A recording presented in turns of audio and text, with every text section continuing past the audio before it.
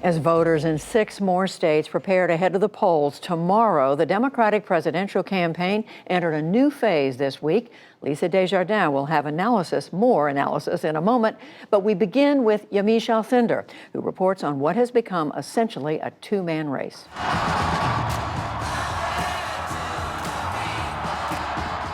In Michigan, Bernie Sanders and Joe Biden on a collision course. We are the campaign that can defeat Trump. A state critical in November and where 4 years ago Sanders narrowly won the Democratic primary. But a new Monmouth University poll out today shows Biden with a 15-point lead in the state. On Tuesday, with 125 delegates at stake, Michigan is the biggest prize. But 5 other states head to the polls, and altogether, there are more than 350 delegates up for grabs.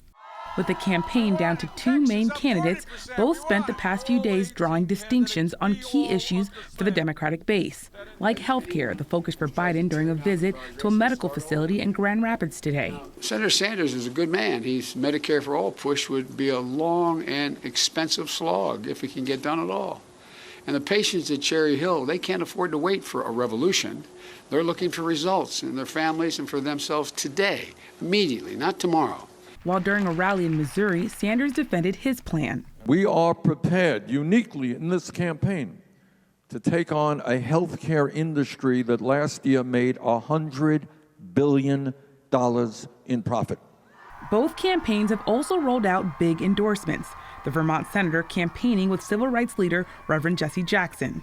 Bernie Sanders can win, will win, must win. The Sanders campaign is hoping Jackson's support can help cut into Biden's commanding lead among black voters.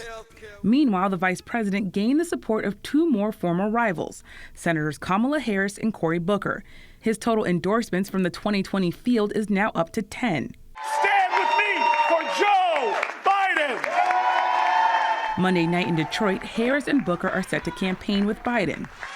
One nominee is going to bring this party together. Biden supporters hope his appeal for unity will help him secure the nomination. I just feel like he has a better chance of beating Trump than Bernie because he's more moderate as a Democrat.